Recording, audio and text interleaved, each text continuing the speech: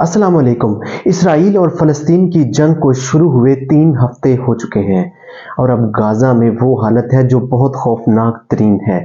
9 अक्टूबर को इसराइल ने गाज़ा पर एक मुकम्मल ब्लॉकेड लगा रखा है। इसका मतलब है खाना, दवाइयों की सप्लाई, पानी की सप्लाई और बिजली मुकम्मल कट ऑफ कर दिए गए हैं गाज़ा में, और ऊपर से बमबारी हो रही है। और अब गाज़ा में जो सूरत हाल है वो इंतहाई खौफनाक तरीन है। इस फुटेज को देखें, पूरे के पूरे मोहल्ले चकनाचूर हो चुके हैं। ये वो बिल्डिंग है जिन्हें इसराइली स्ट्राइक की जानिब से टारगेट किया गया था, और तकरीबन एक अंदाजे के मुताबिक 4000 फ़लस्तीनी इसमें शहीद हो चुके हैं और हज़ारों इस मलबे तले दबे पड़े हैं, और जो जिंदा हैं वो हॉस्पिटल और स्कूलों में शेल्टर्स लेने की कोशिश कर रहे हैं। लेकिन 16 अक्टूबर को यूनाइटेड नेशन की शेल्टर्स में पानी ख़त्म हो जाता है। यूनाइटेड नेशन की एजेंसी UNRWA ने 15 अक्टूबर को कहा कि हमें गाज़ा में एक अनप्रेसिडेंटेड ह्यूमन कैटास्ट्रॉफी देखने को मिल रही है। महमूद मत्तार, जो कि गाज़ा में एक काम करने वाले सर्जन थे, उन्होंने BBC को बताया कि गाज़ा में हॉस्पिटल्स मुकम्मल तौर पर ओवरवेल्म्ड हो चुके हैं। पानी नहीं है, बिजली नहीं है, और मैं पानी की तलाश में हूँ, और हमारा नेटवर्क कनेक्शन भी खराब है। गाज़ा के एक और हॉस्पिटल में डॉक्टर ने बताया कि 60 मरीज डायलिसिस पर हैं, 35 मरीज ICU में हैं जिन्हें वेंटिलेटर्स की ज़रूरत है। अगर फ्यूल ख़त्म होता है तो इन्हें बचा कर रखना मुश्किल हो जाएगा। और ये एक हॉस्पिटल की कहानी नहीं थी, बाकी सब में भी यही हाल है।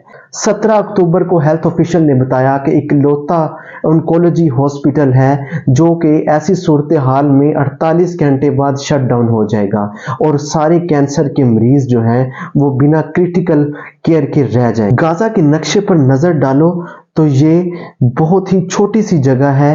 ये सिर्फ 365 स्क्वायर किलोमीटर की फैली ये स्ट्राइप। अगर न्यूयॉर्क से इसका कंपैरिजन हम करें तो ये बहुत ही छोटी जगह है। ये दुनिया की one of the most densely populated जगह है। वार शुरू होने से पहले भी सिचुएशन, यहाँ की लिविंग कंडीशंस बहुत खराब थी।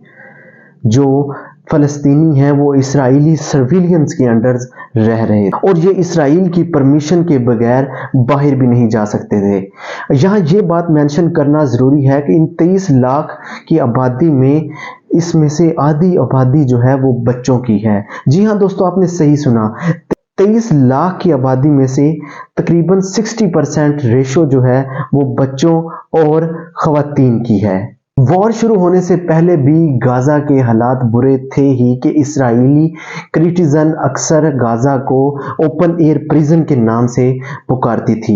7 अक्टूबर को हमास ने इसराइल पर एक खतरनाक हमला किया, और उसके बाद वॉर मुकम्मल तौर पर शुरू हुई। इसराइल ने इसके रिस्पॉन्स में लगातार हमास पर हमले किए, और इसमें ना सिर्फ हमास के लोग मारे जा रहे थे बल्कि फ़लस्तीनी और सिविलियंस भी मारे जा रहे थे।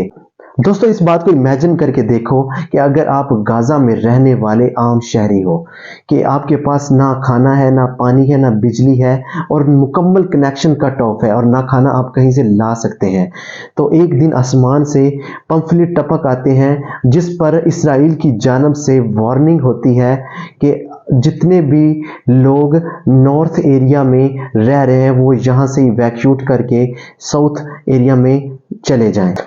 गाज़ा में सिर्फ आपको बमबारी की आवाज़ चारों तरफ से सुनाई दे रही है, और ये कहा जा रहा हो कि जल्दी जल्दी अपने घर खाली करो और यहाँ से इवैक्यूट करके साउथ एरिया में चले जाओ। तकरीबन 11 लाख लोग जो हैं वो नॉर्थ एरिया में रह रहे थे। यूनाइटेड नेशन के जो खुद के शेल्टर्स थे वो भी अब सेफ नहीं थे। गाज़ा में मौजूद अस्पताल, क्लिनिक किसी को भी टारगेट किया जा सकता था। UNRWA ने पॉइंट आउट किया कि बहुत सी प्रेग्नेंट औरतें, बच्चे और बूढ़े जो मूव नहीं कर पाएंगे वो कहाँ जाएंगे। ऊपर से वर्ल्ड हेल्थ ऑर्गेनाइजेशन ने इसराइल के ऑर्डर को सख्ती से कंडेम किया। नॉर्थ में सिर्फ 22 हॉस्पिटल गाज़ा में हैं, और 2000 से ज़ायद पेशेंट जो थे वो गाज़ा में हैं, तो हॉस्पिटल को कैसे इवैक्यूट किया जाता। ये हालात किसी भी वक्त किसी भी इंसान पर आ जाएंगे। दोस्तों, मेरा तो ये कहना है कि जितनी भी हमारी मुस्लिम कंट्रीज हैं इस मसले को हल किया जाए।